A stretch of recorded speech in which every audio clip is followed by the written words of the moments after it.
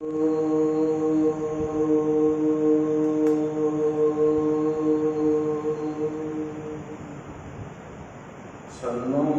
मित्रः सन्वर्णः सन्नो भगवद्वर्यमा सन्नो इन्द्रो बृहस्पतिः सन्नो विष्णुरुक्रमः नमो ब्रह्मणे नमस्तेवाय त्वमेव प्रत्यक्षं ब्रह्मासि त्वामेव प्रत्यक्षं ब्रह्म वदिष्यामि ऋतं वदिष्यामि सत्यं वदिष्यामि तन्मामवतु तत्वक्तारमवतु भवतु मामवतोक्तारम्।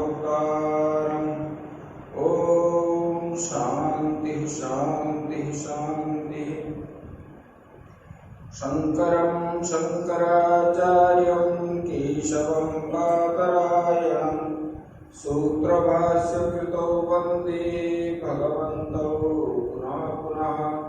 ईश्वरो गुरुरात्मेति मूर्तिभेदविभागिने व्योमवद्व्याप्तदेहाय दक्षिणामूर्तये नमः।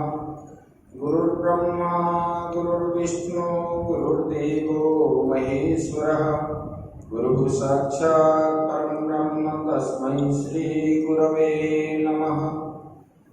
वंशी विभूषितकरानवनीरदाभा पीताम्बरा तरुणबिम्बफलाधरोष्ठा पुल्लेन्दुसन्दरमुखादरविन्दनेत्रा कृष्णात् परं किमपि तत्त्वमहं न जाने। नारायणं नमस्कृत्य नरं चैव नरोत्तमं देवीं सरस्वतीं व्यासं ततो जयमुदीरये। मूकं करोति वाचालं पङ्गुं लङ्घयते गिरिं यत्कृपातमहं वन्दे परमानन्दमाधवम्। सच्चिदानन्दरूपाय विश्वोत्पत्त्यादिहेतवे तापत्रयविनाशाय श्रीकृष्णाय वयं नमः। बोलिए सच्चिदानंद भगवान की, सद्गुरुदेव महाराज की, श्रीमद् भागवत महापुराण की। ओम नमः पार्वती पते हर हर महादेव। श्रीमन्नारायण नारायण नारायण श्रीमन्नारायण भजमन्नारायण नारायण नारायण भजमन्नारायण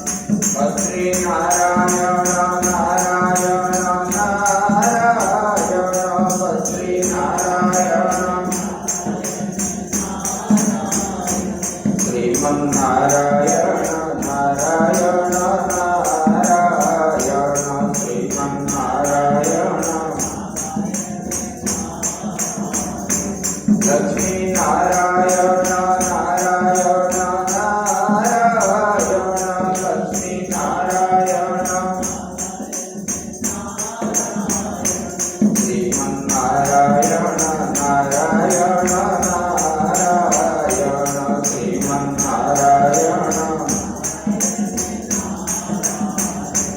सत्य नारायण नारायण नारायण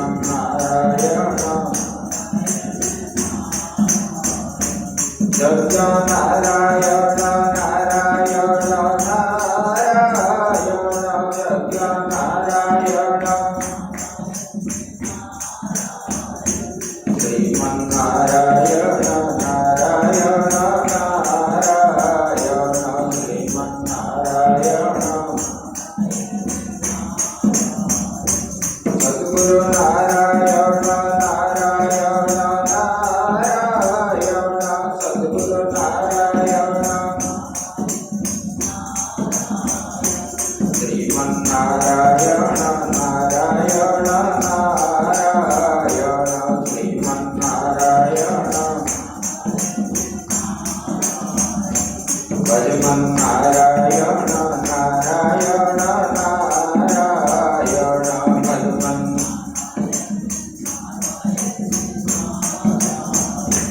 श्रीमन्नारायण नारायण नारायण श्रीमन्नारायण श्रीमन्नारायण नारायण नारायण श्रीमन्नारायण नारायण नारायण। बोलिए सच्चिदानंद भगवान की जय।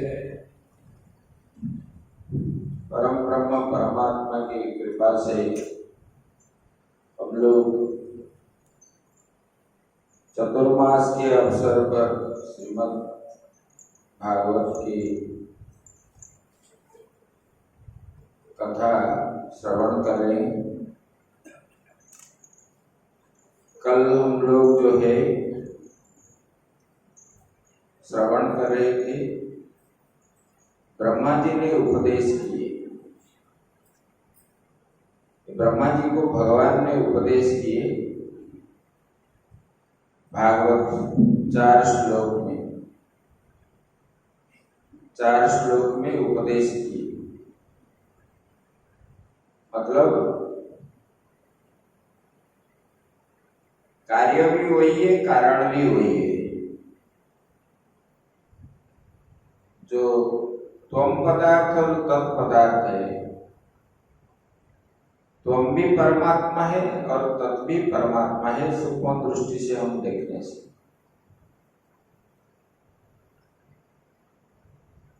परमात्मा से अतिरिक्त और दूसरा कुछ नहीं है। और यहाँ पर घड़े का दृष्टांत दे करके बताएंगे। मट्टी अतिरिक्त नहीं बन सकता है, और मट्टी जो है घड़ा मिटने के बाद मिट्टी मिट्टी रहता है। ऐसे वो अन्वय भी है, व्यतिरेक भी है, ये बताइए। अभी भगवान सुखदेव जी ने बता रहे हैं परीक्षित महाराज जी को, बोले कि अभी मैंने आपको जो है दुर्लभ ज्ञान बताने जा रहा हूं। इसमें 10 विषयों का वर्णन है,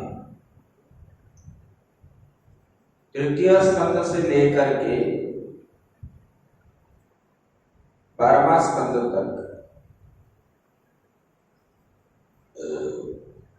वो एक एक विषय, एक एक स्कंद है, क्रम से वो बता रहे हैं।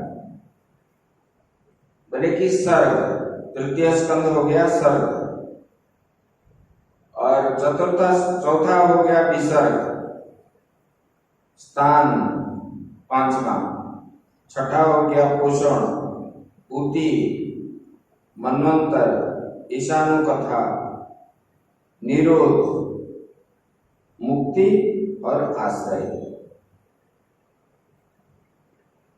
बोले कि ये 10 में जो आश्रय तत्व है उसका अर्थ होता है अधिष्ठान। अद्वैत वेदांत में जिस वस्तु को अधिष्ठान बोलते हैं, भगवान बोले कि भागवत में उसी के आश्रय कहा गया है। जिसको अधिष्ठान कहते हैं उसी को ही आश्रय बोलते हैं। बोले कि ये अधिष्ठान वस्तु के स्वरूप का परिशोधन करने के लिए 9 लक्षण है, और ये जो आश्रय है ये शोधन का फल है। बोले कि क्या है? बोले कि ये वेदांत में आता है, आश्रय का अनुभव होने के लिए इनका वर्णन हो रहा है। बोले कि देखो, ये जो है इंद्रियों का, मन का, तत्व का, पंच तन्मात्रा का, ये सब जो है ये जन्म होता है। ये जन्म होने के कारण उसको बोलते हैं कि सर्ग। जो उत्पन्न होता है, सृष्टि होता है, उसको बोलते हैं कि सर्ग। बोले कि प्राणियों की सृष्टि जो होती है इसके बोलते हैं विसर्ग। भगवान सृष्टि को किसी तरह से रखे हुए हैं, भूगोल खगोल आदि जो किसी प्रकार स्थिति है, ये इसको बोलते हैं कि स्थिति। जब प्राणी एक एक का बात बता रहे, जब प्राणी अपने पाप ताप से दुखी होने लगता है, जैसे वो दृष्टांत दे रहे हैं, बोले कि देखो जैसे माली सूखते हुए पौधे को सींच देता है पानी, वैसे ही भगवान प्राणियों पर कृपा करते हैं, उनके पास सदग्रंथ भेज देते हैं।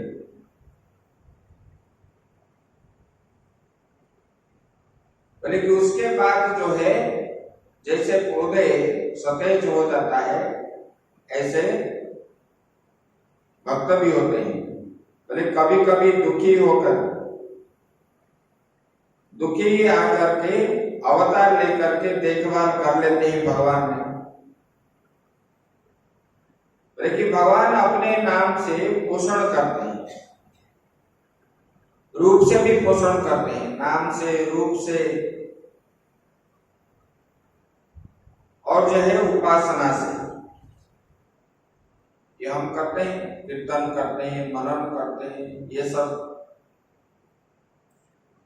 बोले कि मनवंतर में सधर्म की स्थापना कैसे होती है, मनवंतर की कथा जो है,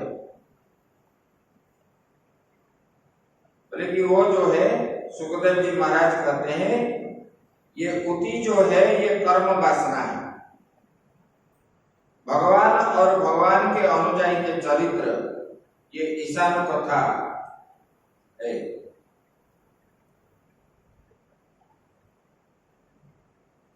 बोले कि ये भगवान का अपनी शक्तियों के साथ कैसे शयन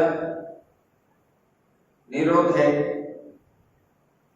और मुक्ति की जो परिभाषा है भगवान बताते हैं। बोले कि ये अंतःकरण का अहम भाव जब तक है तब तक जन्म मृत्यु आदि होते, अहम भाव कट जाने पर और उनका जन्म नहीं होता है, उसी को ही मुक्ति बोलते हैं। बोले कि उसको छोड़कर अपने शुद्ध चिन्ह मात्र के स्वरूप में जो बैठ जाता है वही मुक्ति है। जब अंतःकरण शुद्ध हो जाता है, मन बुद्धि चित्त अहंकार इसमें बाह्य विषय नहीं घुसता, चारों ओर परमात्मा ही दिखाई पड़ता है, तब जो है भगवत आकार वृत्ति उनका बन जाता है, उन्हीं को मुक्ति बोलते हैं।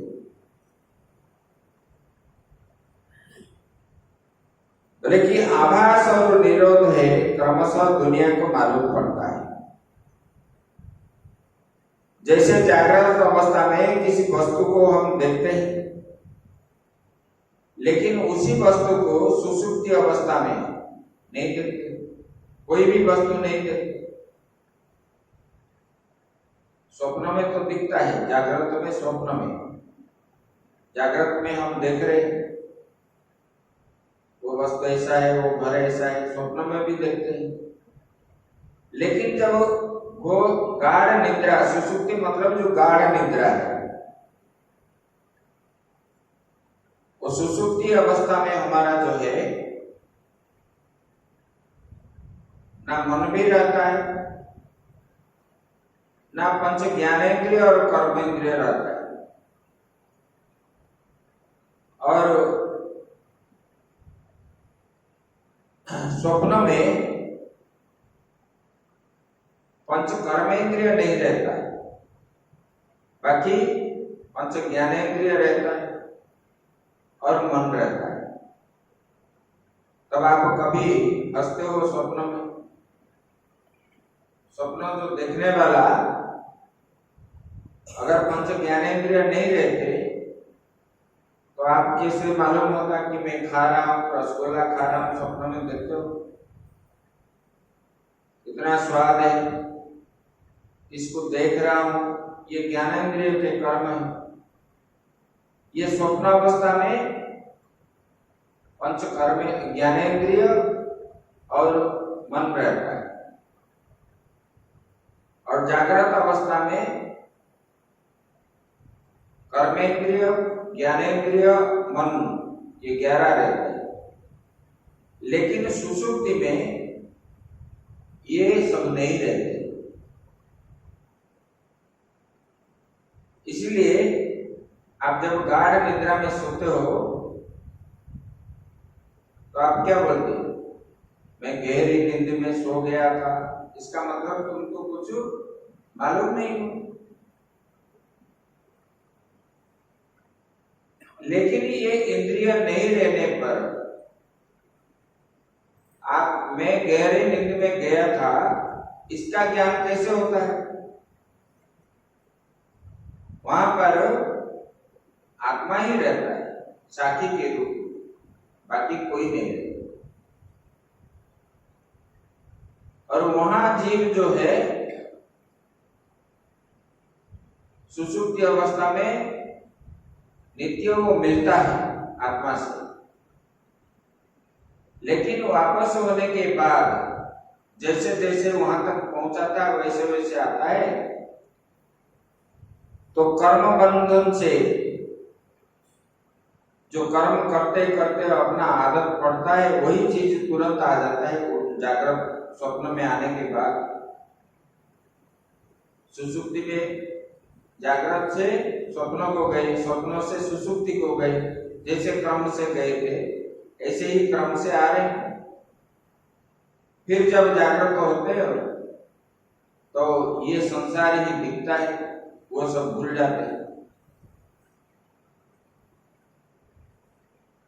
और जो जिनको ये सांसारिक बंधन नहीं है, हर समय परमात्मा में ही उनका मन है, भजन ध्यान करने वाले जोगी जो है उसी को अनुभव करते हैं। लेकिन ये सब जो है उसी में बताया गया, बोले उसकी नाम जो है परम ब्रह्म।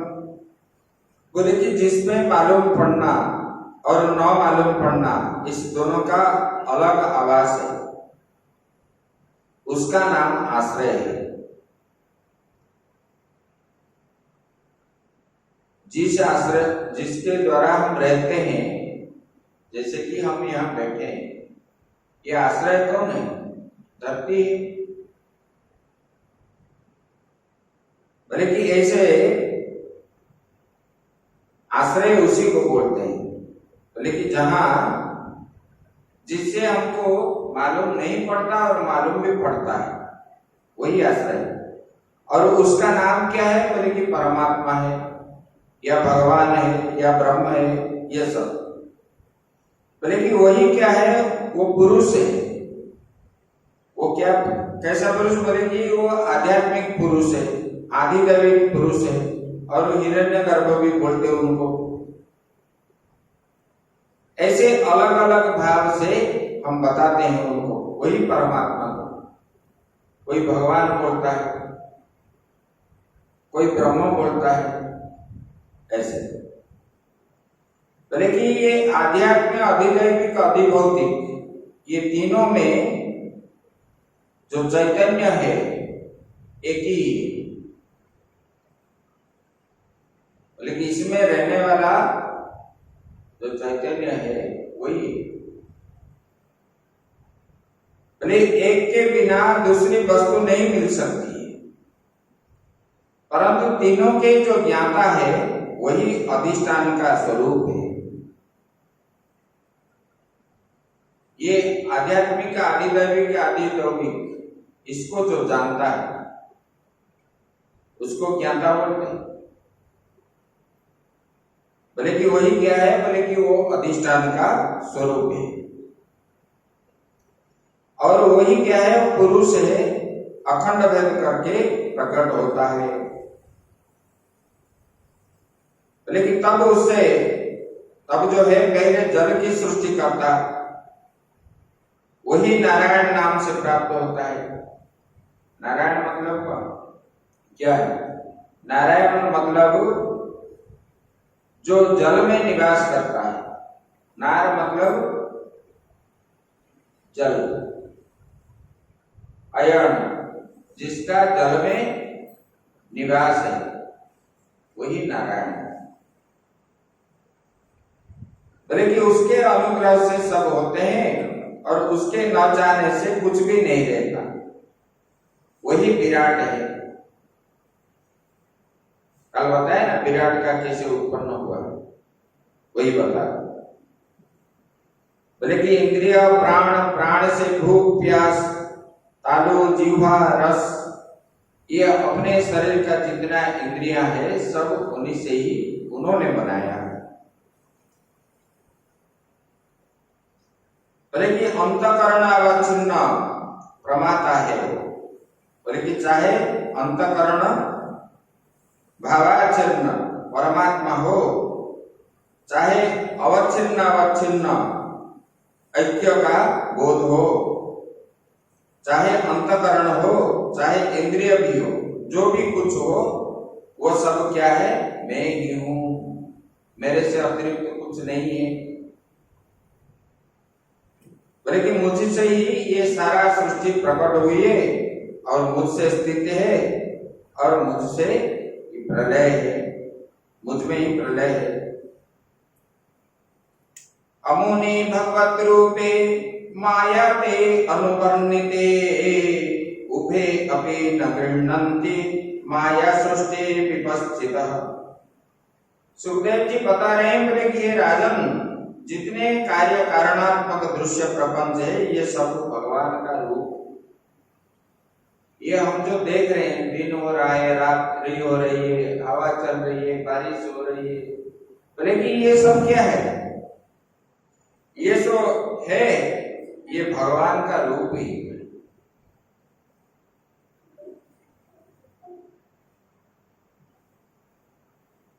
बोले कि ये माया जो है, माया सृष्टि जो है, ये अविद्या सृष्ट रूप है। जीवात्मा के ओर से जिसको अविद्या कहते हैं, वो परमात्मा की और उसके माया को ही बोलते हैं। बोले कि ये जीव माया से मोहित होकर के रहता है, लेकिन परमात्मा जो है माया से मोहित नहीं होता, वो आत्मा को जानता है परमात्मा। लेकिन जीव जो है माया को नहीं जान पाता, अपने को नहीं जानता, इसलिए ना माया को, माया के द्वारा वो माया का अधीन बन गया है।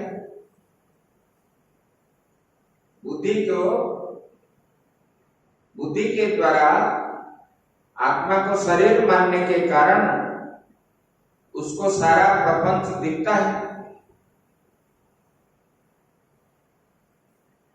इसलिए उसको मालूम नहीं पड़ता। ऐसे उन्होंने बता दिए। और सुखदेव जी को परीक्षित जी ने पूछ रहे हैं, कुछ प्रश्न पूछ रहे हैं। कल्प का वर्णन जब पूछे, बोले कि भगवान ये सृष्टि किस प्रकार हुई है, कैसे हुई, मनोन्तर क्या है, ये सब जब पूछने लगे, तब वो बोले कि ये जो है आपने जो ये प्रश्न किया, ये प्रश्न बोले कि विदुर जी ने मैत्रेय जी को पूछा था। बोले कि ये विदुर जी ने मैत्रेय जी को पूछे थे, तब परीक्षित महाराज जी ने बोले कि वो विदुर जी तो चले गए थे तीर्थाटन में, और वो कैसे पूछे? इसका व्याख्यान पूर्ण रूप से आप मुझे बताइए, और मैत्रेय जी से वो कैसे मिले और किस प्रकार ज्ञान मैत्रेय जी ने उनको दिए, ये सब विस्तार पूर्वक मुझे बताइए आप। तब तृतीय स्कंद का प्रारंभ करते हैं। एवमेतत् पुरा पृष्ठो मैत्रेयो भगवान् किल क्षत्रं वनं प्रविष्टेन त्यक्त्वा स्वगृहमूर्धितं मूर्धिमत् यद्वायं मन्त्रक्रुद्धो भगवान् अखिलेश्वर पौरवेन्द्र गृहं हित्वा प्रत्यनात्मा सत्कृतम्। बोले कि देखो, बोले कि ये विदुर जी ने क्षत्रं वनं प्रविष्टेन, बोले कि ये इन्होंने तीर्थाटन में चले गए, स्वगृह गृहम रिद्धिमत्, वो अपने घर को छोड़ करके चले गए।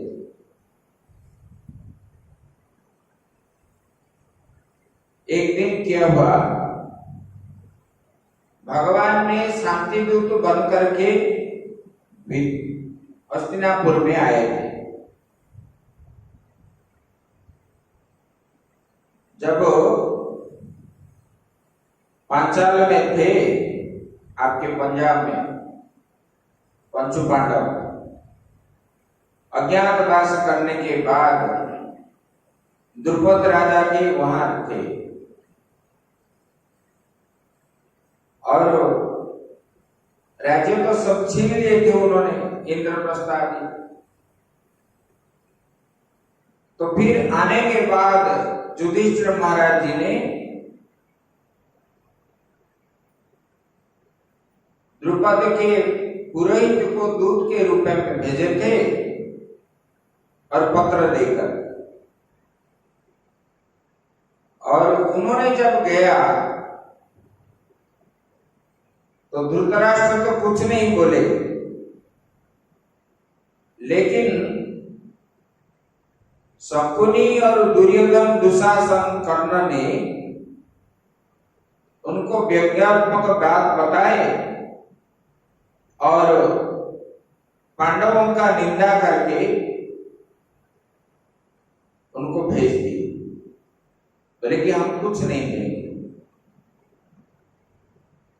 अगर लेना है तो हमसे युद्ध करके ले।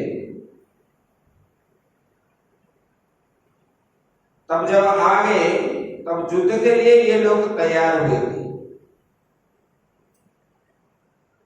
युद्ध के पक्ष में युधिष्ठिर महाराज कभी राजी नहीं थे, क्योंकि जो ज्ञानी होते हैं वो झगड़ा करने के लिए कभी तैयार नहीं होते। इसलिए ना झगड़ा होने से, युद्ध होने से एक पक्ष का हानि नहीं होता है, दोनों तरफ का ही हानि है। कड़ी झगड़े से यही मुख्य कारण है, और अशांति फैलता है। तब भगवान ने बोले कि मैं एक बार शांति दूत बन करके जा रहा हूं। तब द्रौपदी ने बड़े गुस्से हुई, बोले कि आपको शांति दूत करके भेजने के लिए हमारा इच्छा नहीं है, क्योंकि वो अज्ञानी है, आपका अपमान वही होगा, और आप स्वयं भगवान हैं, आपका अपमान होने से मुझे सहन नहीं होगी, तब आप मत जाइए। तब भगवान ने उनको समझा बुझा करके गए तो वहां पर द्रौपदी ने जैसे जैसे बोले थे उसी प्रकार ही हुआ। भगवान को ये भी मालूम था, जो नियंता है सबका, उसको मालूम नहीं था कि इसके अंदर क्या चीज है। फिर भी भगवान ने अपने ऊपर दोष कभी ना आए, दोष को टालने के लिए भगवान ने गए थे शांति दूत बनकर, और वहां पर दुर्योधन ने ये बात नहीं मानी और भगवान को बंदी बनाने के लिए आदेश दे दिया सैनिकों को। तो भगवान ने वहां विश्व रूप दिखा करके आए।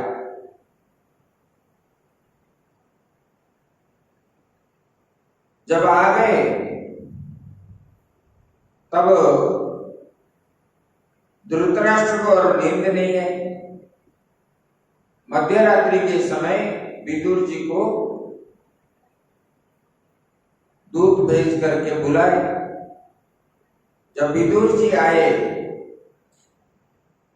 विदुर जी के साथ वो दो भाई है, विदुर और धृतराष्ट्र, बात करने लगे।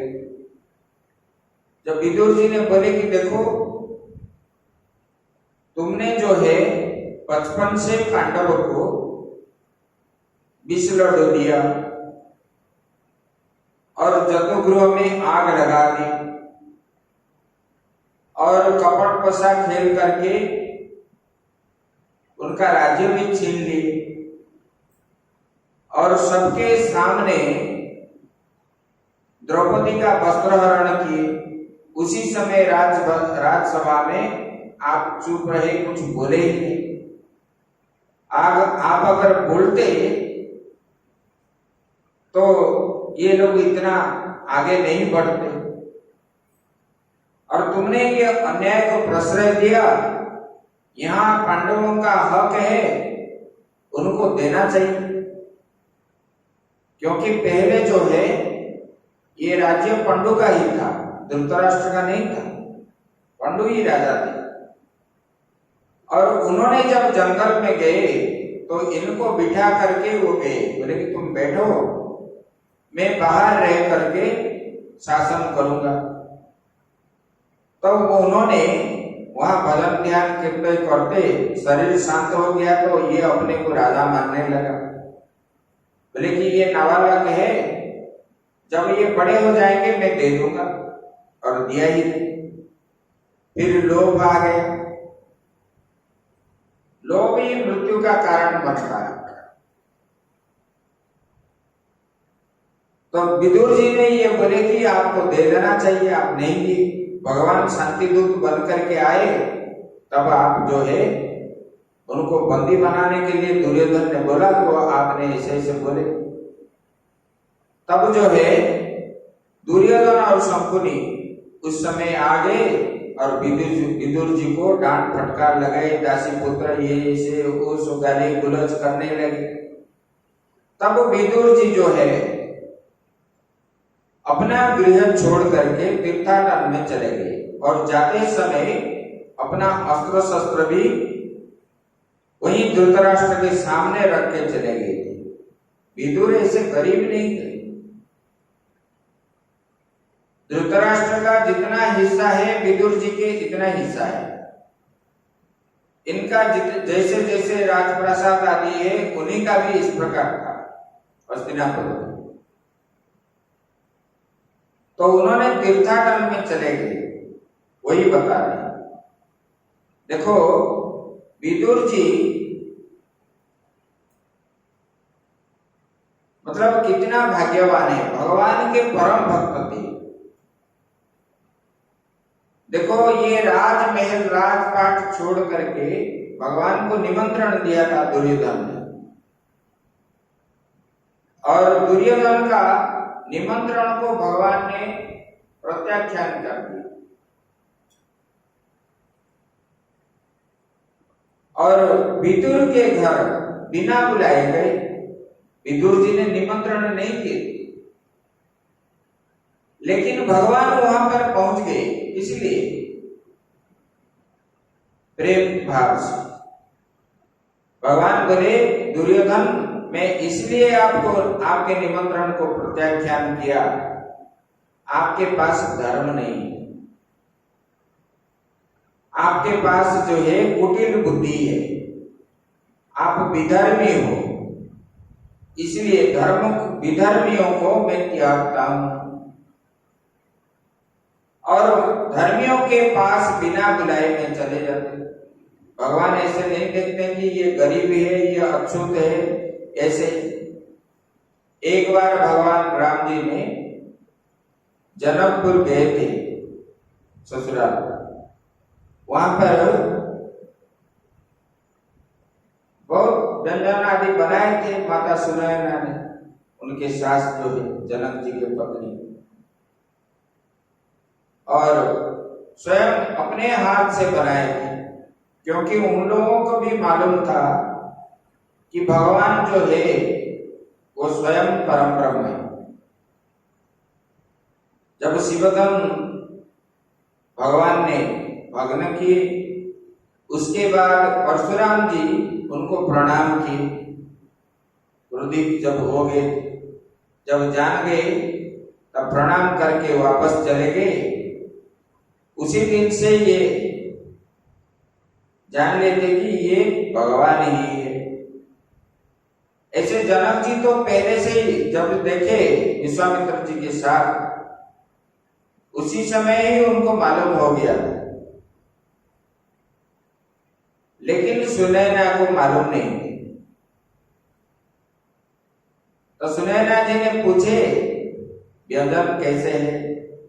बोले ठीक तो है, लेकिन सबरी का भोजन जैसे इतना स्वादिष्ट नहीं। सबरी ने झूठा बैर फुलाया था भगवान को। इसका मतलब है प्रेम जिसमें है, सबरी जिस प्रेम से खिलाया था, इसी प्रेम से, प्रेम का अधीन है भगवान परमात्मा। प्रेम से जो बुलाता है भगवान वहीं पर पहुंच जाते हैं। देखो भगवान को प्रेम से माखन दे करके गोपियों ने कितना नचाते, और ग्वाल वालों के साथ वो अपना झूठा ही खाते थे भगवान। दही हटाते गौ चराने का समय, किस भाव से? प्रेम की भाव से। वही प्रेम विदुर जी के पास था। बोले कि जब धर्म जहां है वहां मैं हूं, जहां धर्म नहीं है मैं वही नहीं हूं। और धर्म मेरा ग्रह, मतलब मेरा घर है। विदुर जी मेरा ही है। विदुर जी का धन संपत्ति आदि सब कुछ जो है ये मेरा ही है। और भगवान ने वहां पर रहे निवास स्थान। देखो भगवान जहां पर रहे हैं, भगवान को ढूंढने के लिए बाहर जाकर के तपस्या करते हैं, और भगवान का चरणारविंद जिस घर में पड़ा हो, और उसी स्थान को त्याग करके विदुर जी ने गए तीर्थाटन के लिए। तो भक्त जो होते हैं ऐसे होते हैं। भक्त के पास धर्म भी होना चाहिए, त्याग भी होना चाहिए, वैराग्य भी होना चाहिए, ज्ञान भी होना चाहिए। तब जो है आपका भक्ति जो है सुदृढ़ होती है। ज्ञान वैराग्य युक्त जो भक्ति होती है वही भक्ति क्या दृढ़। और ज्ञान ना हो, वैराग्य ना हो, भक्ति करोगे तो क्या है? दृढ़ नहीं हो। और खाली ज्ञान हो, भक्ति नहीं हो, तो उसमें क्या है? अहंकार आ जाए। इसलिए वो शुद्ध भक्ति जो है, ज्ञान वैराग्य युक्त भक्ति जो होते हैं वो शुद्ध बनता है। तो विदुर जी ने चले गए थे और तीर्थाटन करने के लिए, क्योंकि यहां रहने से ये लोग बोलेंगे, इधर से छोड़ करके, जैसे कि नेताओं ने दल बदल करते हैं ना, इस पार्टी छोड़ के उधर पार्टी चले जाते। विदुर जी ऐसा नहीं किए, बोले कि हम दल बदल नहीं करेंगे, और छोड़े तो सीधा तीर्थ में चले गए। और तीर्थ में जाकर के ऐसे घूमने के लिए नहीं गए। वहां तीर्थ जो जाते हैं, देखो घर में बंधन के कारण भजन नहीं होता है। कर्म के बंधन से गृहस्थ जो है घर में बंध जाते हैं। ये खाए मतलब ये करना है, वो करना है, वो करना है, ऐसे। लेकिन बाहर जाने पर ये कर्म बंधन आदि नहीं रहता। तब वहां पर क्या है, भजन होता है, भजन करते हैं।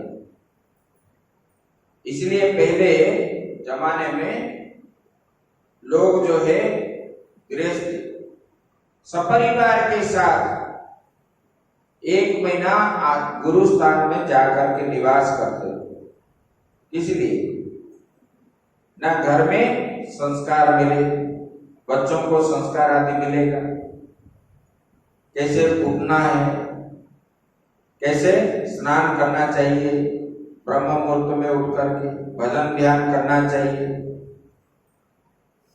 और शास्त्र की बात सुनते थे दिन में। आश्रम में जो जो कर्म हो रहा है वो सब कर्म में शामिल होते थे। तब गृहस्थ के अंदर जो है त्याग वैराग्य पहले था। अभी ये अभाव होने के कारण घर गृहस्थी में अभी त्याग वैराग्य का अभाव है। तो ये विदुर जी तीर्थ में जाकर के भजन ध्यान करते थे, और कुछ दिन एक तीर्थ में रहे, दूसरे कुछ महीना दूसरे तीर्थ में रहे, फिर कुछ महीना तीसरे, ऐसे ऐसे करके पूरे सारे भारत भ्रमण करके जितने तीर्थ है सब तीर्थ में गए।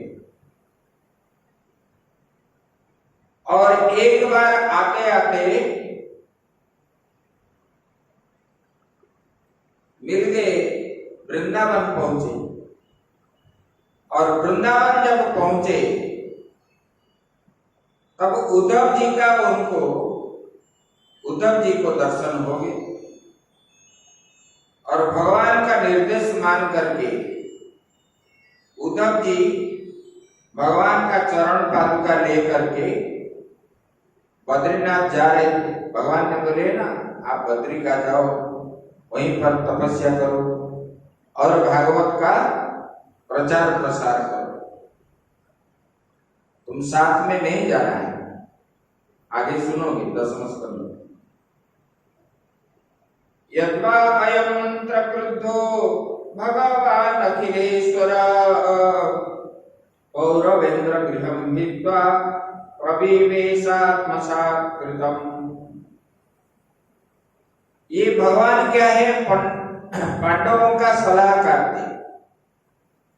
जो भी कुछ होता था तो पांडवों ने भगवान को बिना पूछे कुछ भी नहीं करते। युधिष्ठिर महाराज ने तुरंत ही दूत भेज देते कुछ करने से पहले। और भगवान ने जब पांडवों के दूत बन करके गए और उनको ऐसे ऐसे बोले तो ये आ गए, बोले कि ऐसे भगवान के परम भक्त थे ये लोग। और उद्धव जी को पूछने लगे, मतलब द्वारिका में देवकी कैसे है, वसुदेव कैसे है, और बलराम जी कैसे है, कृष्ण कैसे है, श्याम कुमार कैसे है, और पांडवों के बारे में भी पूछने लगे, पांडव भी कैसे हैं। सबको एक एक नाम लेकर के सबको पूछने लगे और सबको बताए। कभी रोते थे, कभी हंसते थे, इस प्रकार बताए। जब भगवान की बात आई तब उन्होंने और बोल नहीं पाए, और बाष्प भी रुद्ध हो गया और उनके आंख से अश्रु बहने लगे। तब जो है बहुत समय निकलने के बाद आंसुओं को रोक करके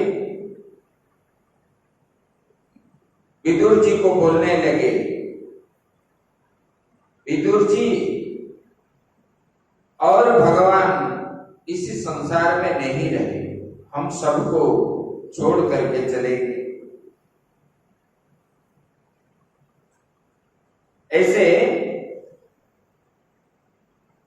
जब सुनने लगे तब विदुर जी रोने लगे। विदुर जी जो है धर्म के अवतार है, जमराज का, आप लोग सुने थे। और उन्होंने दोनों सत्संगी, भगवान के परम भक्त विदुर भी है, उद्धव भी है। जब बात की मतलब मिल गए तो भगवान का ही गुणगान करने लगे। बोले कि देखो भगवान ने कैसे, मतलब भगवान निर्गुण निराकार होने पर भी सगुण साकार होकर के उत्पन्न हुए और सब प्रकार के सामर्थ्य होने पर उन्होंने बंदी गृह से गोकुल आ गए और गोकुल में रह करके पूतना को मारे, सब राक्षसों को जैसे जैसे वध किए, सबका गुणगान मतलब बोलने लगे। और कंसों को कैसे मारे, शिशुपाल को, ये सब राक्षसों की वध करने के लिए ही उनका उत्पन्न हुआ था। और उन्होंने ये बोलने लगे, बोले कि इसलिए उनका उत्पन्न हुआ था और भगवान अभी चले गए स्वधाम। तो बोले कि जाते समय भगवान ने मेरा नाम लिए थे। तब उद्धव जी ने बोले, भगवान ने जाते समय पूरे 11 स्कंद का जो ज्ञान है, 11 स्कंद में जो आएगा वो ज्ञान मैंने जब पूछा मुझे दिए, और वहां पर मैत्रेय जी भी मेरे साथ सुन रहे थे।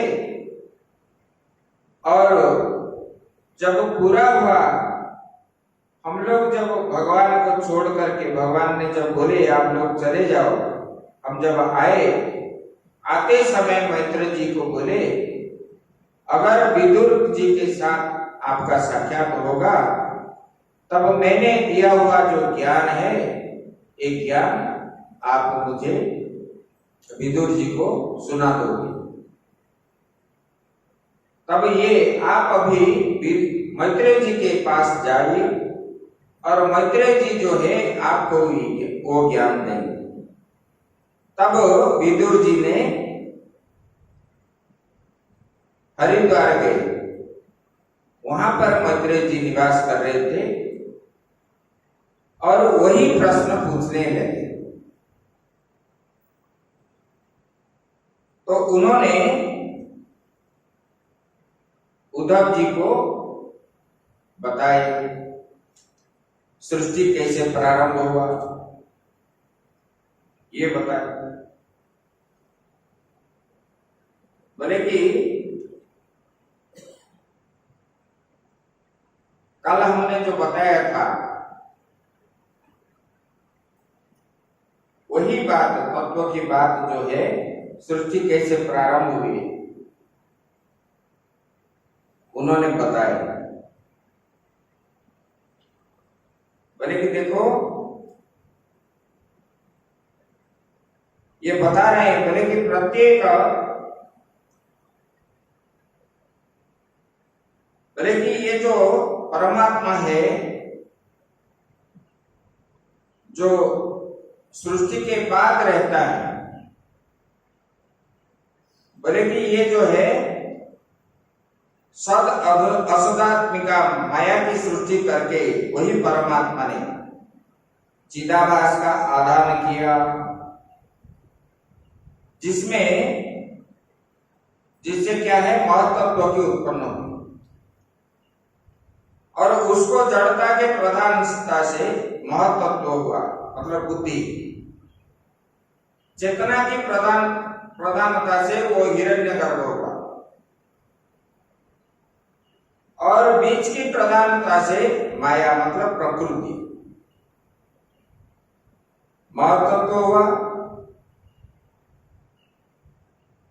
तो पुरुष और प्रकृति और चैतन्य की प्रधानता से ईश्वर बोलते हैं उसको, तथा बीजलेस कलंक से रहित नित्य शुद्ध मुक्त जो है चैतन्य ब्रह्म, उसी को हम ब्रह्म भी बोलते हैं।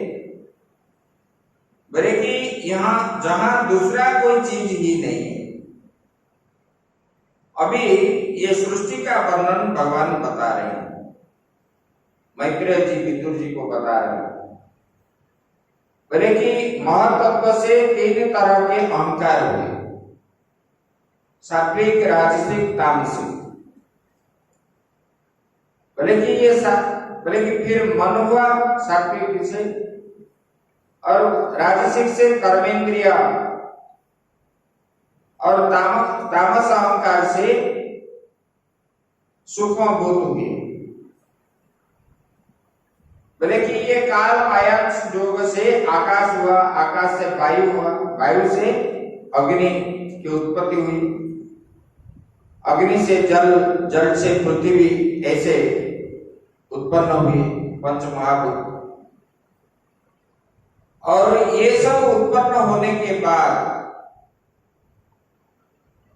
जो मरा हुआ अंडे के रूप में पड़ा था वो तो जीवन्यास हो गया, और जल के ऊपर 1000 सिर वाला, 1000 कान वाला, 1000 आंख वाला ऐसा पुरुष, विराट पुरुष जो है वो सो गया। तब जो है ये पंच महाभूत आदि भगवान को स्तुति करने लगे, क्योंकि जो ये महत्त्व और ये प्रकृति, जो तीनों गुण और अहंकार, पृथ्वी, जल, तेज, वायु, आकाश, अपना जो पंच ज्ञानेन्द्रिय, श्रोत्र, चक्षु, रसन, घ्राण और त्वक इंद्रिय, ये जो है ये तो उत्पन्न हो गए, लेकिन उत्पन्न होने पर भी ये कर्म करने के लिए सक्षम नहीं हुए। तब उन लोगों ने परमात्मा को स्तुति करने लगे।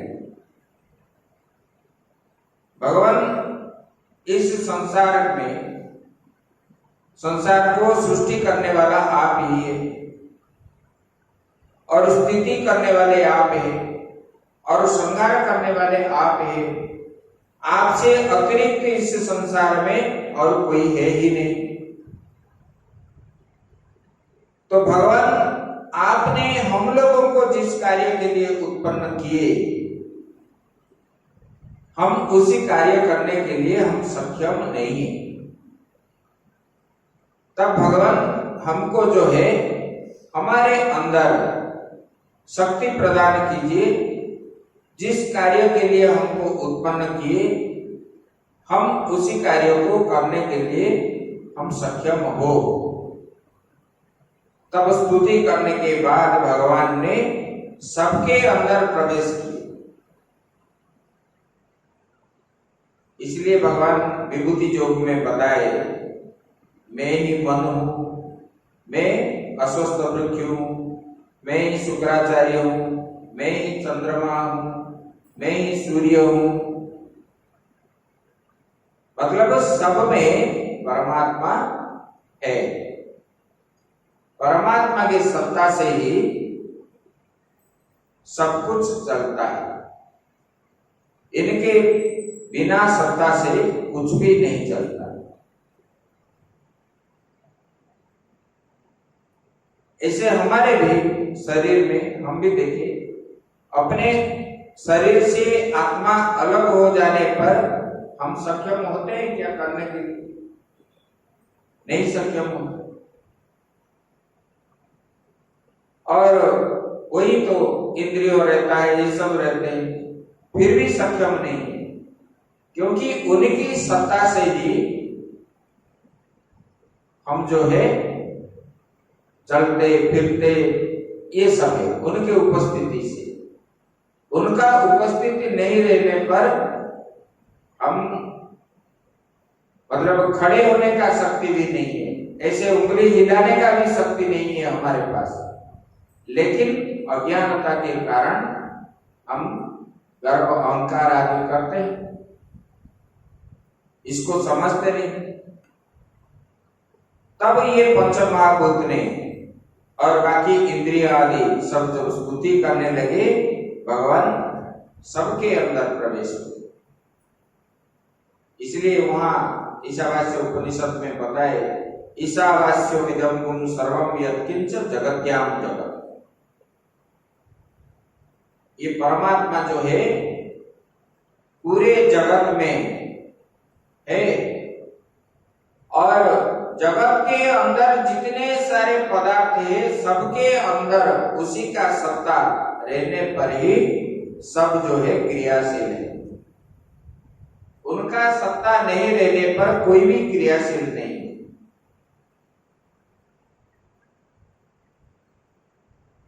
अविद्या के कारण ही जीव अहंकार करके बोलता है कि मैं और मेरा। बोलिए पंडित जी, बोलिए। अरे उनको माइक दे दो, इधर है ना पीला कार्ड वाला, जल्दी करो।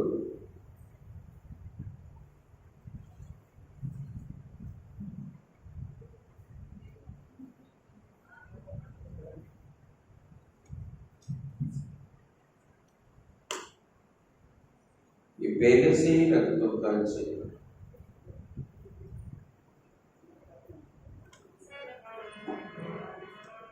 आप शुरू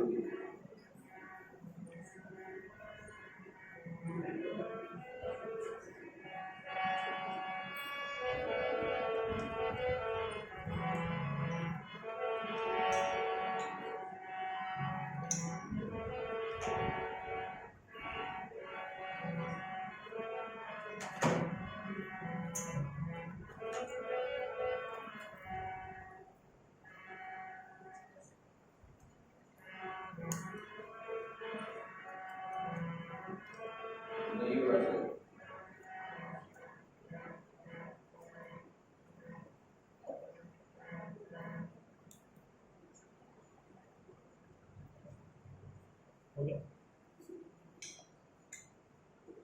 निकाल के दूसरा पार्टी से एक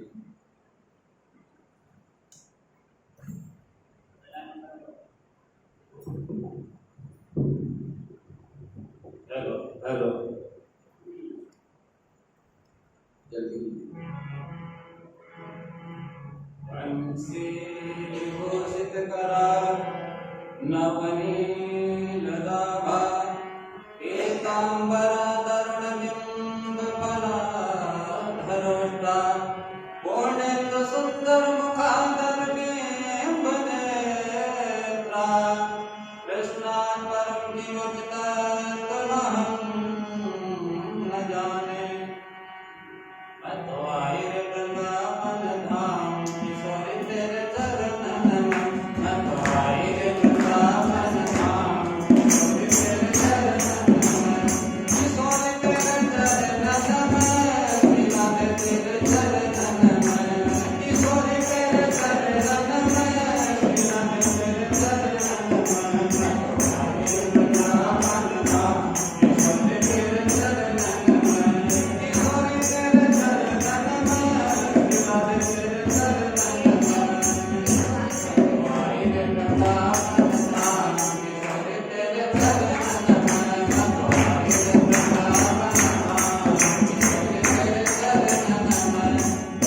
वृंदावन की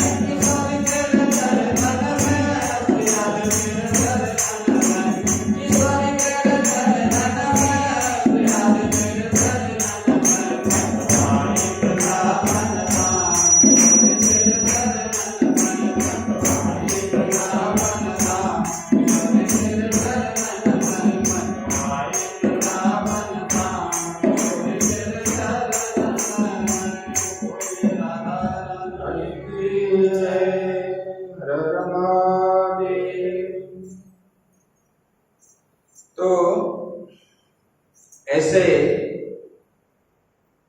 आध्यात्मिक, आदि दैविक, आदि भौतिक ने भगवान को स्तुति जब किए, हमको जिस कार्य के लिए भगवान आपने उत्पन्न किए थे उस कार्य को लिए हम जो है, हमारे पास ये क्षमता नहीं है, भगवान आप हमको शक्ति प्रदान कीजिए। ऐसे जब स्तुति करने लगे तब भगवान उनके अंदर जब प्रवेश हुए तब वो सब कर्म करने के लिए सक्षम हो गए और ये सृष्टि की उत्पन्न बनाए, जीव जगत आदि बनने लगे उसी परमात्मा से। और वह बोले कि ये जो हमारा शब्द, स्पर्श, रूप, रस, गंध और जो हमारा जो है कर्मेंद्रिया, कान, नाक, आंख, पांव, हाथ, ये सब गुदा, उपस्थ, ये सब बनने लगे। देखो भगवान ने कैसे बनाया। आपका जो है छिद्र रहने पर जो है हवा रहती है, नहीं रहती। साइकिल, मोटरसाइकिल, गाड़ी सब में हवा चली जाती है तो गाड़ी वहीं बंद है। हमारा कितना छिद्र है बोलो? 7 है। 7 है कि नहीं? और हवा भी आना जाना हो रहा है। और कैसे? हवा निकलती भी नहीं। जब वो चाहेगा तब निकलेगा, तब बंद हो जाती है। जब तक उनका इच्छा है। लेकिन ये ईश्वर ने ही जीव जगत को बनाया है, वही पिता है, वही गुरु है, उन्होंने पैदा किया है। इसलिए ये सबका स्वामी भी है, गुरु भी है, प्रियतम भी है। जो अपने गुरु, माता, पिता, स्वामी, प्रियतम को प्रेम ना करे, भक्ति ना करे, उसका क्या होता है? अधपतन ही होता है। तो इसलिए परमात्मा का दर्शन करना चाहिए, आराधना करना चाहिए, क्योंकि उन्होंने ही हमको दिए हैं। ये जो आंख मिली है उनका दिया हुआ है, ये कान से जो सुन रहे हैं उनका दिया हुआ है। हर चीज अपने शरीर के अंदर जो मिला हुआ है सब उनकी वजह से। तो इसलिए उनका सब में एक परमात्मा का दर्शन करना ही उसको बोलते हैं कि आराधना। मेरे अंदर जो है उसके अंदर भी वही है, कुत्ते के अंदर भी वही है। विद्या विनय संपन्ने ब्राह्मणे कविहस्तिनि सुनि चैव स्वकार्ये च पंडिताः समदर्शिनः।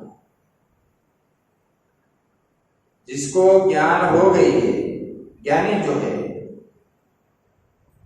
ब्राह्मण में भी उन्हीं को देखते हैं, हाथी में भी वो देखते हैं वही आत्मा को। हाथी में देखते हैं, घोड़े में भी वही देखते हैं, चींटियों में भी वही देखते हैं।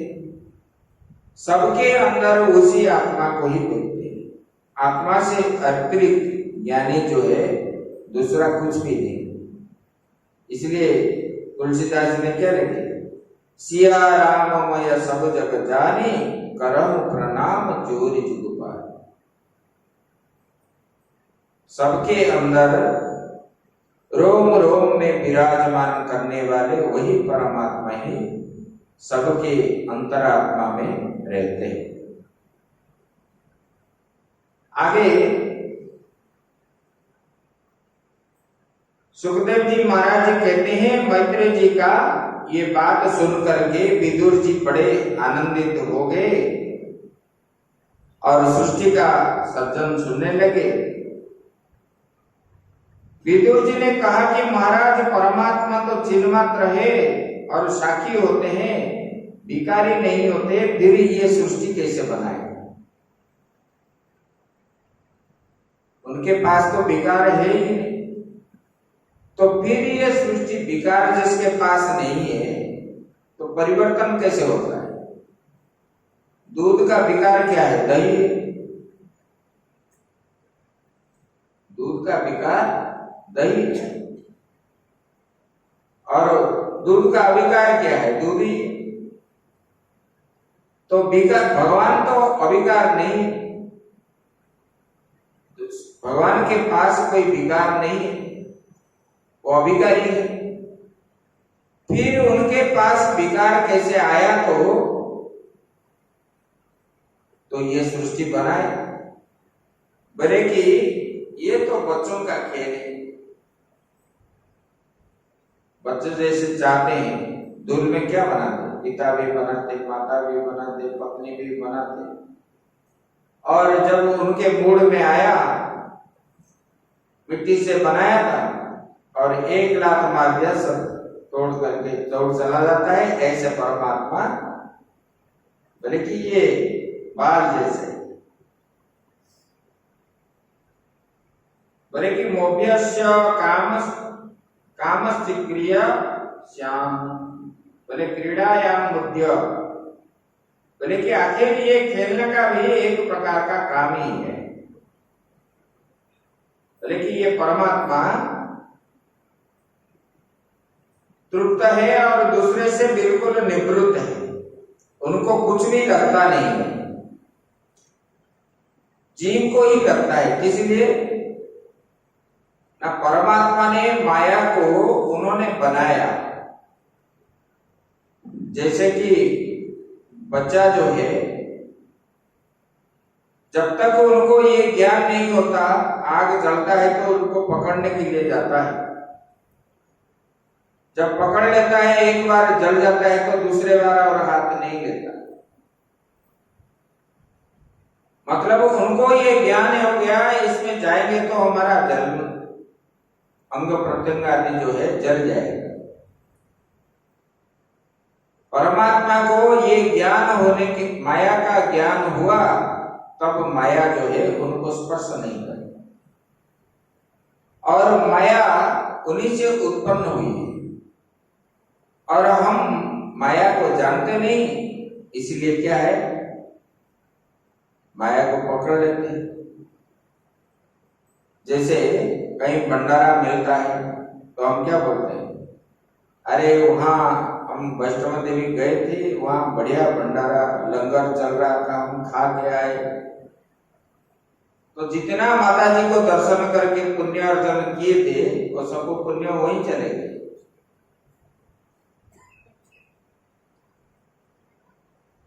मिलता तो है, लेकिन आपका पुण्य जो है माइनस होता है, ये दिखता नहीं है, सुख रूप में।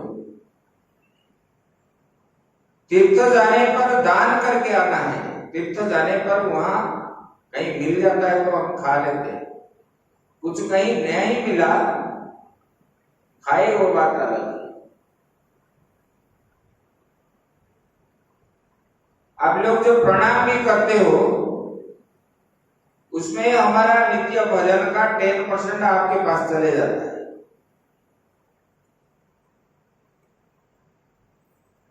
और दान लेने पर भी जाता है। ऐसे, इसलिए ये सब जो है नहीं करना चाहिए। मैं हूं, मेरा है, ये जो अध्यास हमारे पास पड़ा है, इसलिए हमको ये परमात्मा का ज्ञान नहीं है। बोले कि ब्रह्म वेदम विश्वम वरिष्ठम, बोले कि ब्रह्म और ये सारा विश्व ब्रह्मांड एक ही है। ये विश्व ब्रह्मांड जो है, भगवान परमात्मा जो विराट पुरुष का ये स्थूल शरीर है, ये विश्व जो है बाधित है, परमात्मा सत्य है। ये विश्व जो है ये सत्य नहीं है, लेकिन परमात्मा सत्य है। उपनिषद में आया है, एकधा भवति, द्विधा भवति, त्रिधा भवति, पंचधा भवति। बोले कि ये कार्य कारण आदि ये जो है समानाधिकरण है। बोले कि परमात्मा यही विश्व सृष्टि जो है कहां से आई परमात्मा में? बोले कि माया के द्वारा। बोले कि माया के स्वभाव ये देश काल अवस्था ये स्वयं परमात्मा में सृष्टि हुई। बोले कि ये परमात्मा में सृष्टि है तो देश है, काल है,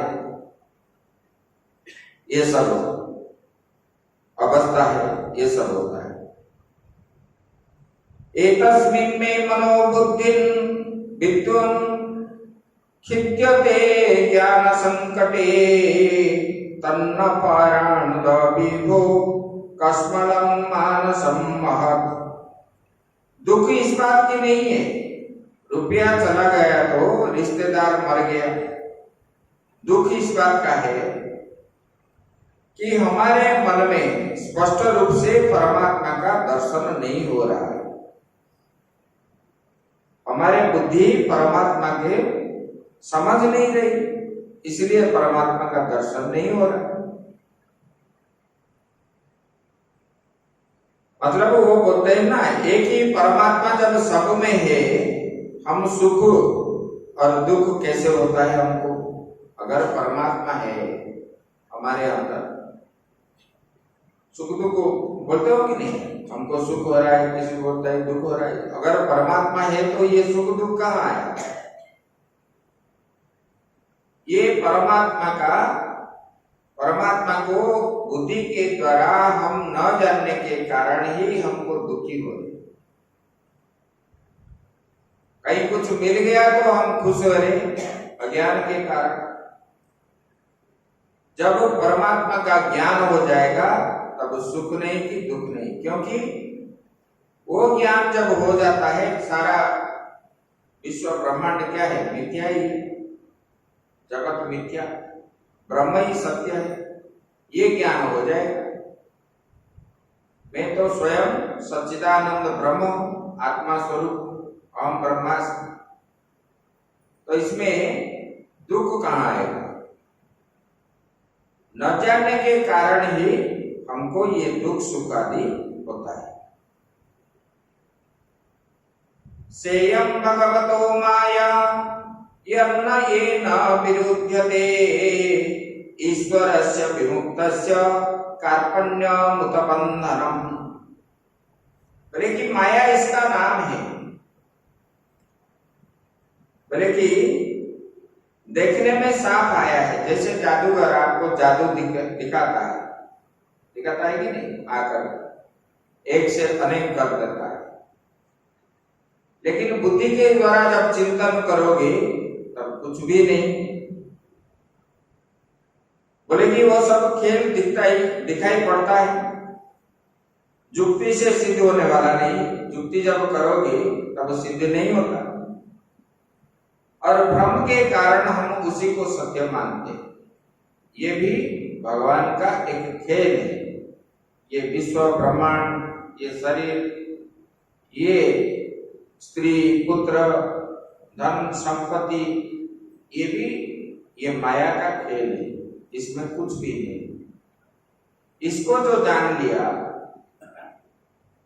ये संसार उसको क्या है? ये बंधन का कारण है, ऐसा मान करके ये संसार को त्याग देता है, भगवान के भजन में लग जाता है। जैसे कि आप सपनों में देख रहे हो, मेरा सिर कट गया, तो सिर तो कट गया, फिर कैसे बोलते हो कि मेरा सिर कट गया? अगर कट गया तो बोलते कैसे हो? स्वप्न जागने पर जैसे स्वप्न में स्वप्न सत्य था, आप स्वप्न देख रहे, जागने पर वो स्वप्न क्या हो गया, मिथ्या हो गया। ऐसे ये जो जगत भी हम देख रहा है, ये भास रहा है, स्वप्न जैसा है।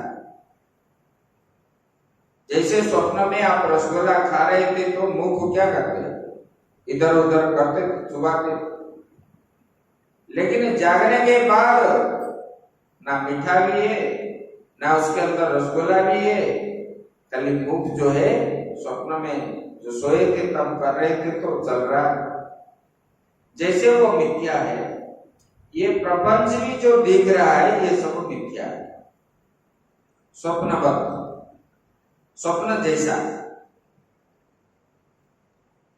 बोले कि ये बंधन के कारण ही कैसे हमको मालूम पड़ता है, मोह के कारण।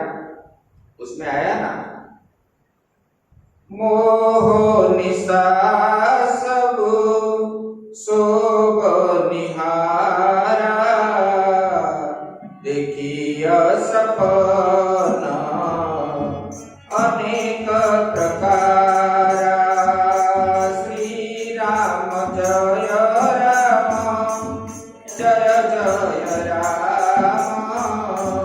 श्री राम जय राम, जय जय राम, श्री राम।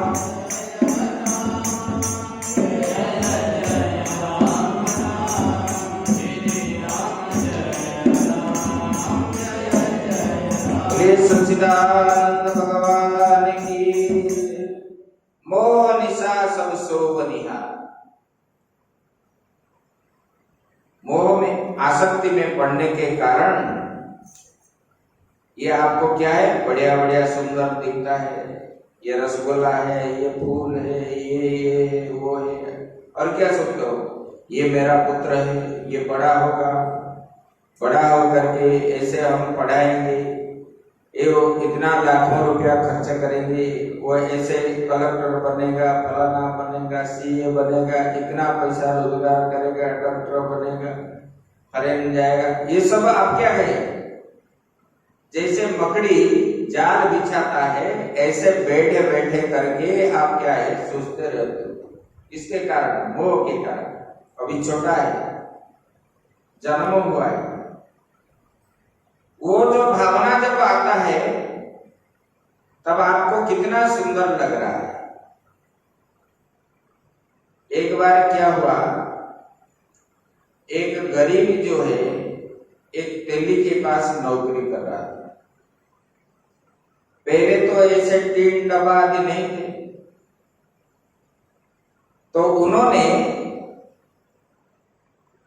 क्या किया, एक दिन वो व्यापारी अपने दुकान के लिए बाजार गया और नौकर को साथ में लेकर के गया, बोझ लाएगा, तो वहां तेल खरीदा।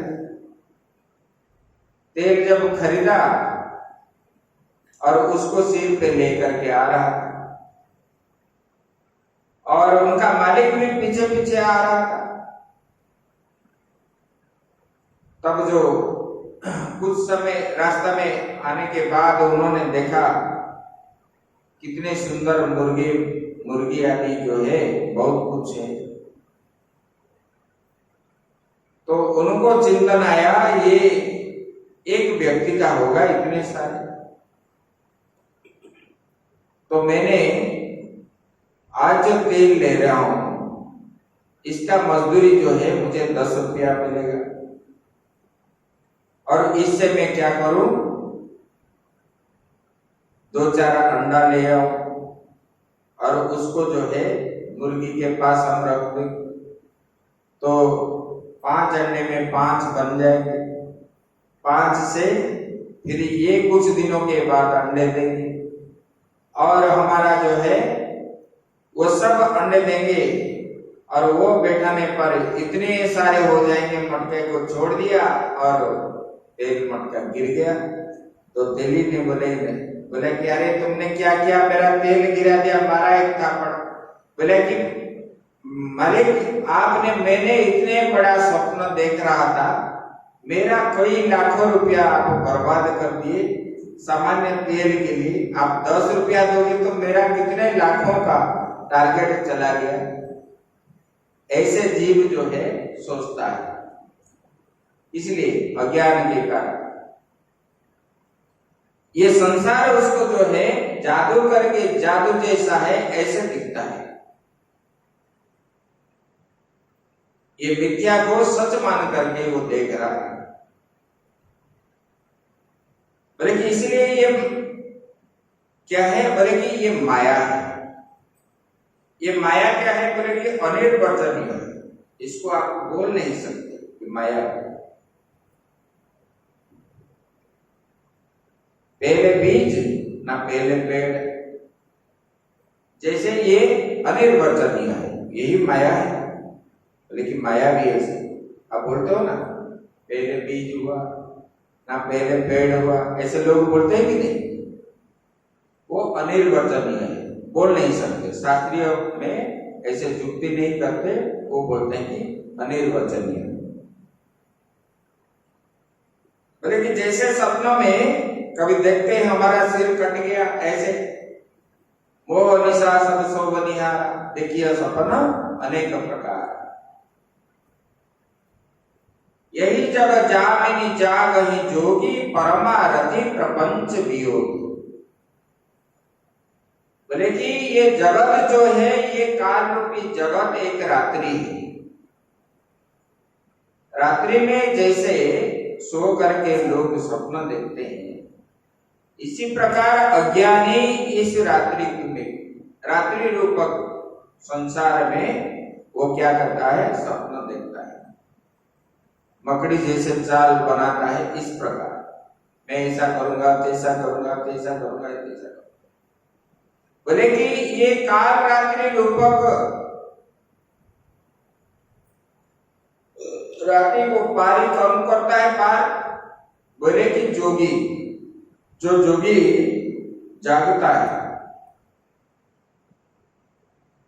जागने वाला जोगी जो है, रात्रि को सोता कौन है? भोगी सोता है। रात्रि में जोगी जागता है। जोगी जब जागता है तो भोगी सोता है, भोगी जब जागता है तो जोगी उस समय सोता है। यही जब जामिनी जागहि जोगी, परमारथी प्रपंच वियोगी। वो जो जागता है उनको ये प्रपंच नहीं लगता, संसार का ये प्रपंच कुछ भी नहीं रखता पास में। बस अपना कमंडल उठाओ, चलो।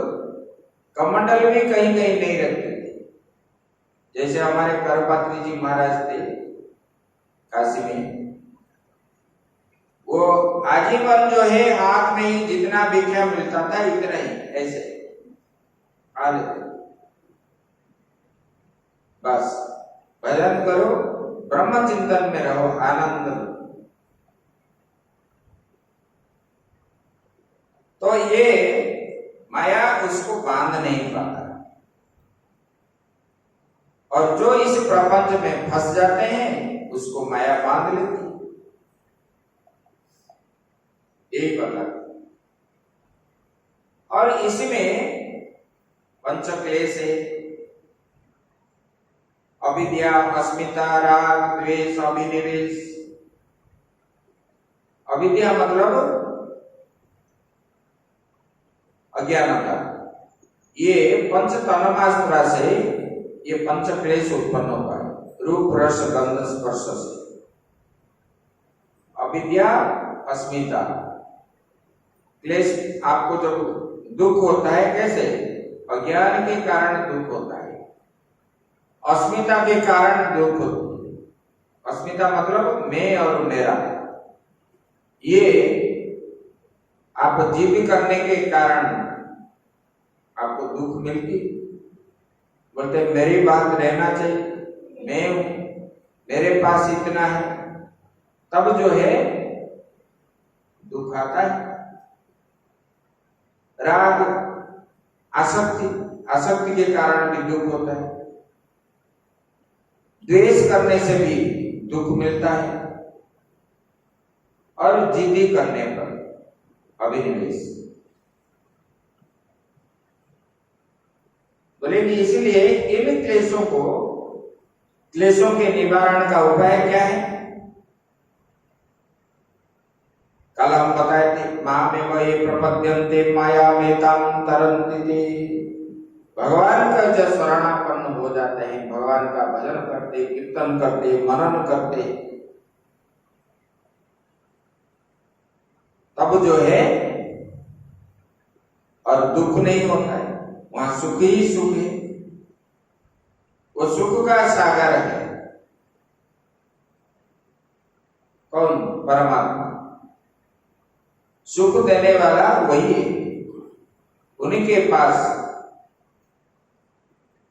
जाने से ही सब कुछ मिलता है। भिखारी जैसे भजन में बोलते हो ना, दुनिया से भला हम क्या मांगे, दुनिया तो खुद ही भिखारी है, मांगो इन मुरली वालों से। तो बोले कि देखो, ये दुनिया को जो मांगोगे सब तो भिखारी है। एक साधु थे जंगल में, और जंगल में, घोर जंगल में रह रहे, एकांत में थे,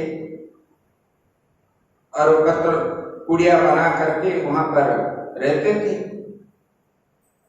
एक बार उसी देश के राजा गया और घूमते घूमते वो कुटीर पे पहुंच गए, कुटिया के पास, और देखा तो वृद्ध सन्यासी थे, और उनको साष्टांग प्रणिपात किया। और राजा को, साधु को दर्शन करने के बाद उनके मन में बड़ा आनंद आया। बोले कि महाराज, आप यहाँ क्यों रहते? यहाँ तो कुछ मिलता ही नहीं, खाने को मिलता ना, पीने को मिलता ना, कुछ भी मिलता, यहाँ अकेले में क्यों रहते? चलो हमारे साथ और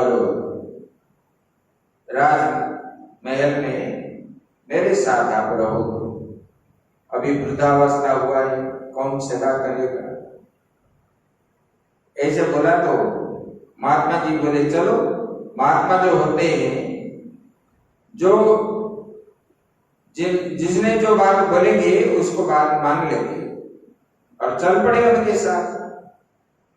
और महल में गए, राजा ने नौकर चाकर को बोल दिया, राजा के साथ आए तो नौकर साधु की सेवा भी करने लगे, और उनके लिए गद्दी आदि सब बिछा दिए, ऐसे करके रहे।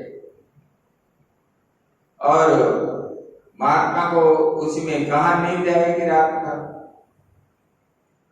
और उन्होंने बैठ करके भजन करने लगे। और प्रभात जब हुआ, राजा ने स्नान आदि करके, संध्या वंदन करके भगवान का भजन किया तो भगवान को मांगने लगा, भगवान मेरा प्रजा कैसे सुखी रहे, ये करेंगे वो करेंगे, धन की प्राप्ति हो, पुत्र की प्राप्ति हो, इस प्रकार मांगने लगा। और साधु ने अपना गंठली बांधे और चल पड़े। राजा जब भगवान पूजन करके उठे साधु को प्रणाम करने के लिए, तो देखा तो महात्मा नहीं। तो फिर नौकरों को पूछने लगे, तो नौकर ने बोले अभी अभी गए इधर, और राजा ने नंगे पैर ही उनके पीछे दौड़ने लगे। बोले कि आओ भगवान, कहाँ जा रहे हो, बिना बता के चले जा रहे हो? बोले कि अरे आप तो भिखारी, भगवान को आप ही भी मांग रहे, भिखारी के पास कोई रहता है क्या? इसमें रहेंगे तो हम और बंधन में पड़ जाएंगे। जिनको मांगने से मिलेगा, देखो भगवान को जब मांगते हो तो भगवान कभी मना करते हैं?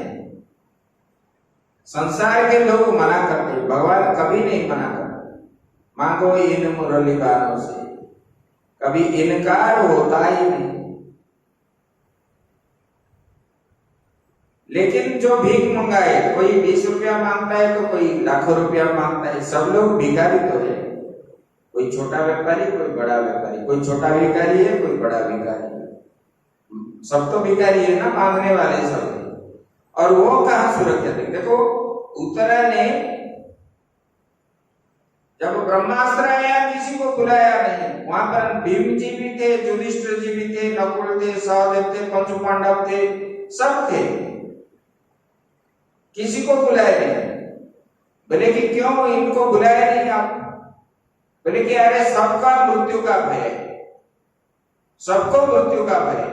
और उन्होंने भगवान को बुलाने लगे, बोले कि वो मृत्यु का अधिपति है, इसलिए वो भगवान को ही बुलाया। पाई पाई जगतपति, बोले कि भगवान आप ही मुझे रक्षा कीजिए। इसलिए अज्ञान के कारण ही जीव जो है दुखी बनता है, कभी दुखी नहीं है। भगवान के सामने बैठ जाओ, अपना भजन करो, देखो दिन भर कितना आनंद आएगा।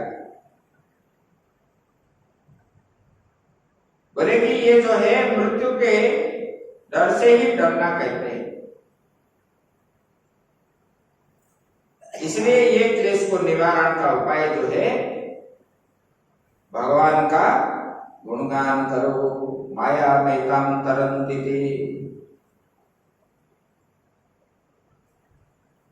भगवान को भी प्रिय है। भगवान क्या बोले? बोले कौन प्रिय है मेरा? बोले कि मयोर पीतो मनोबुद्धि यो मत भक्त समय प्रिय। मुझे जो अर्पण कर लेता है, मन बुद्धि चित्त अहंकार आदि सब अर्पण करके मुझे समर्पण हो जाता है, वो मेरा प्रिय। और हम समर्पण कहाँ करते? नहीं करने के कारण हम भगवान के प्रिय भी नहीं होते, इधर सुख भी नहीं मिलती है, दुख ही मिलती है। जब हम समर्पण कर देंगे भगवान के हो जाएंगे और इधर सुख भी मिले। इधर बोलेंगे कि घर छोड़ेंगे नहीं और समय निकालेंगे नहीं, इधर बोलेंगे कि हमको भगवान प्राप्त हो जाए, बोलते ही नहीं बोलते। ऐसे ये क्या है? बोले कि ये अज्ञान है। जैसे कि प्रतिमा तोड़कर मिट्टी नहीं पहचान जाती, घड़ा से रहते ही मिट्टी पहचान है।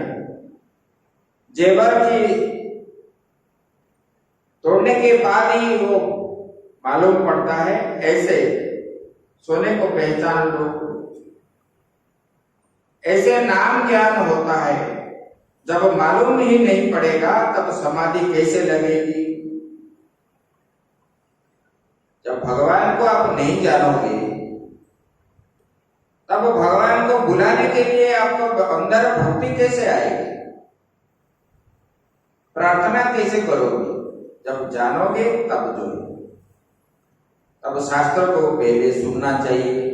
ये श्रवण की बात इसलिए आता है, शास्त्र का श्रवण करना चाहिए, संतों के पास जाना चाहिए। संतों के पास जाने से क्या पूछना चाहिए? घर की दुख की बात नहीं बोलना है, शास्त्र के बारे में पूछना चाहिए। ये क्या है, वो क्या है, वो क्या है, मतलब आत्मा कल्याण की जो प्रश्न है ऐसे करना चाहिए। भगवान को प्राप्त होने का मार्ग पूछना चाहिए।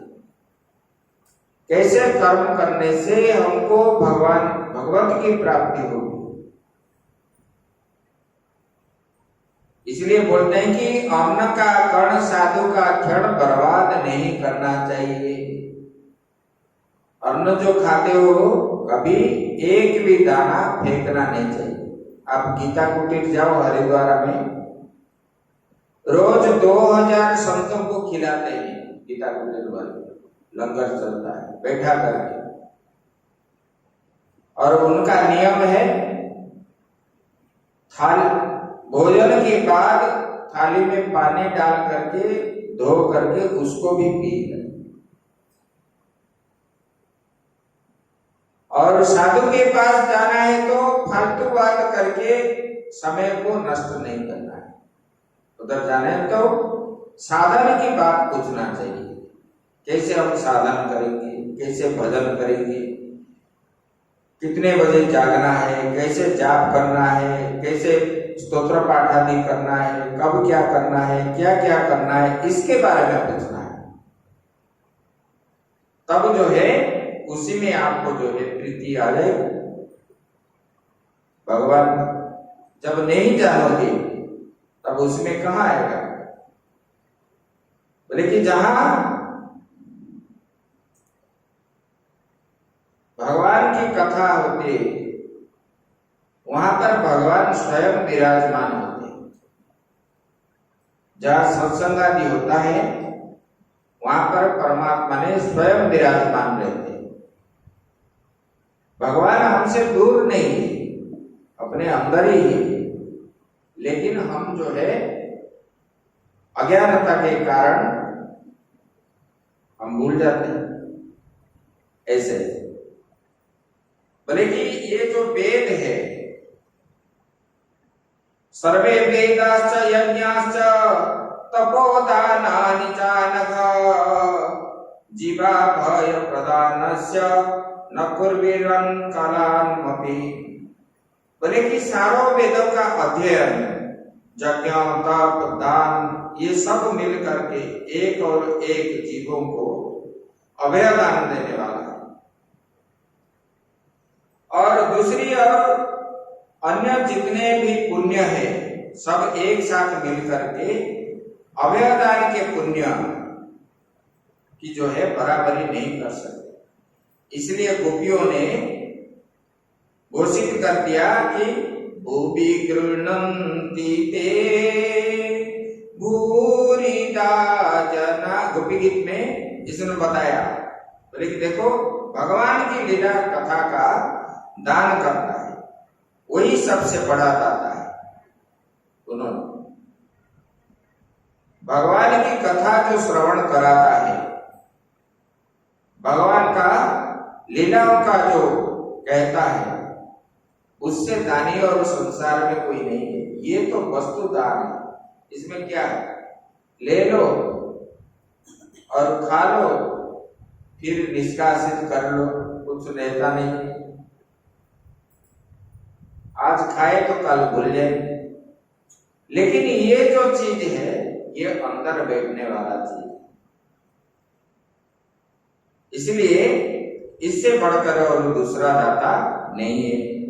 सुखदेव जी महाराज कहते हैं, बोले कि हे राजन, विदुर जी के प्रश्नों में मैत्र जी जो है बड़ा प्रसन्न हुए। मैत्र जी बोले, विदुर, गुरुवंश में आपका उत्पन्न हुआ है, आप परम भक्त हो भगवान का, संसार के प्राणी आए हो। बोले कि ये जो है तत्व ज्ञान की इच्छा से ही विदुर जी ने प्रश्न पूछे। और मैत्रेय जी भी बोल रहे कि देखो आप तो धर्म के अवतार है, मांडव्य ऋषि के श्राप से ही आपने इस संसार में विदुर रूप में आकर के दासी के गर्भ से आप उत्पन्न हुए हो, आप तो ज्ञानी हो, भगवान के परम भक्त हो। और उन्होंने जो प्रश्न पूछा, बोले कि इसके कारण, पिछले जन्म के संस्कार के कारण आपके इतने भक्ति है भगवान के प्रति। अभी उन्होंने जो प्रश्न पूछे सृष्टि का वही बता रहे। बोले कि भगवान ने, बोले कि हमारे अंतःकरण में जो अनेक प्रकार की वृत्तियां हैं उनकी शुद्ध सात्विक और चैतन्य स्वरूप का क्या हम बोलते हैं, सनकादि बोलते हैं। हमारे जो वृत्तियां हैं मन बुद्धि चित्त अहंकार के सब वृत्तियां, मन कभी खुश रहता है कभी दुख होता है, वृत्ति में क्या अनुसार। बोले कि वो उन्हीं के शुद्ध सात्विक और चैतन्य स्वरूप को क्या बोलते हैं, सनकादि, सनक सनंदन, ये पहले उत्पन्न हो गए। ये ब्रह्मा जी के मानस पुत्र है। और वे स्थूल शरीरधारी है, पंचभौतिक शरीर वाले नहीं है। जैसे हम लोग शरीर धारण किए हैं इसी प्रकार नहीं है। सनक सनंदन आदि और कौन सप्त ऋषि ये नहीं, ये हम जैसे शरीर ऐसे नहीं है, देवताओं का शरीर है। बल्कि ये सनक आदि जो है पाताल लोक गए और उन्होंने वहां देखे कि भगवान संकर्षण जो है पृथ्वी को धारण किए और उनको जाकर के उनके पास संकर्षण की पूजा करने लगे और उनको जो है स्तुति करने लगे और उन्हीं से उनको जो है निवृत्ति धर्म का ज्ञान सनत कुमार आदि को दिए। लेकिन इसे भगवान का वर्णन किया है। सनत कुमार ने सांख्यान से पराशर को, पराशर से बृहस्पति को इसका ही उपदेश किया है। ये सनत कुमार भागवत का वर्णन उन्होंने किए और उन्होंने ये शास्त्र को जो है पहले सनत कुमारों ने ही दिए सांख्यायन ऋषि को, और सांख्यायन ने पराशर को दिए और पराशर ने बृहस्पति को दिए। और बोले कि देखो पराशर जी ने, मैत्रेय जी बोल रहे हैं कि मुझे सुना है, मैंने पराशर जी से सुना और जो है मैं आज तुमको सुनाता हूं। बोले कि भगवान माया विनोद का छोड़ करके शयन किए हुए हैं और उनका आंख जो है अधे खुली हुई, मतलब जोग निद्रा में भगवान लेटे। लक्ष्मी जी जो है उनके पांव दबा रहे हैं। बोले कि संपूर्ण विश्व सृष्टि का बीजभूत वही परमात्मा है। बोले कि वह उनकी सैया है और गले में क्या है, कौस्तुभ मणि है और जो है चारों ओर दूध का समुद्र, क्षीर समुद्र में वो शयन किए हुए और इससे सारी सृष्टि को दूध मिलता है। गाय का दूध, भैंस का दूध, पेड़ों का दूध, अंगूर का दूध, ऐसे दूध जो है वो इससे मिलता है। बोले कि देखो ये प्रकृति जो है, प्रकृति से ही ये सब, मतलब गुणों के द्वारा ही ये सब उत्पन्न हुआ है। विराट पुरुष से ये नारायण हुए, ब्रह्मा जी हुए और शंकर भगवान हुए और ये सब उत्पन्न हुए और उसी से ही भगवान के नाभि कमल से ही ब्रह्मा उत्पन्न हुए और ब्रह्मा ने ये सारा सृष्टि को उत्पन्न किए मानस सृष्टि के रूप में। सनक सनंदन आदि सप्त ऋषि, फिर रुद्र, ये सबको उत्पन्न किए भगवान। उसके बाद मनुष्य रूपा को उत्पन्न किया और उसी में सब प्रजापतियों को उत्पन्न किए। तब जो है ये कश्यप भी उत्पन्न हुए और ये दक्ष प्रजापति की जो कन्याएं हैं, प्रजापति के रूप में जो राजा है दक्ष, उसके कन्याओं को कश्यप जी ने विवाह किए और वही कश्यप जी से उनका जो पत्नियां हैं, किसने मनुष्य को उत्पन्न की, इसने गौ भैंस आदि 4 खुर वाले को उत्पन्न की, इसने जो है अनेक पैरों वाला को उत्पन्न किए और किसी पत्नी ने सर्प को भी उत्पन्न, कद्रु आदि, और किसी से पक्षी भी उत्पन्न हुए। ये सब सारे जितने सारे जीव हमारे पास है, देख रहे हैं हम, ये सब कश्यप ऋषि के औरत से ही सब उत्पन्न हुए। ऐसे ये सृष्टि का वर्णन हो गया है। आगे की बात हम कल बताएंगे। ओम पूर्णमदः पूर्णमिदं पूर्णात् पूर्णमुदच्यते पूर्णस्य पूर्णमादाय पूर्णमेवावशिष्यते। ओम शांति शांति शांति।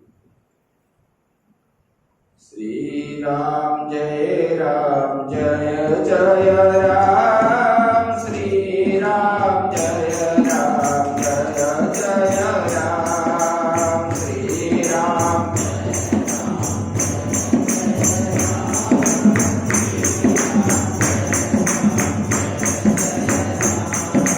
श्री राम जय जय राम, श्री राम जय जय राम, श्री राम जय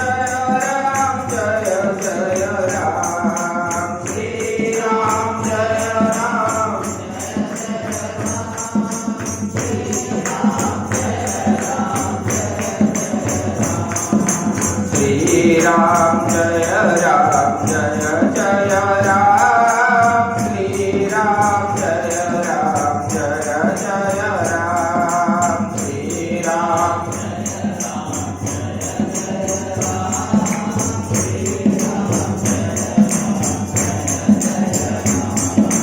श्री राम जय जय राम, श्री राम जय जय राम, श्री राम जय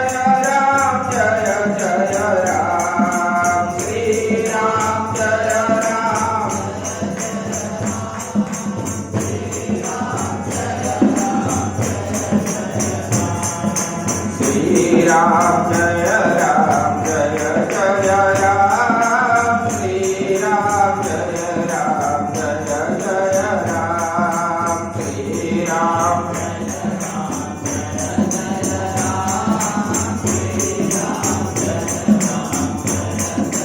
राम बोलिए सच्चिदानंद भगवान की।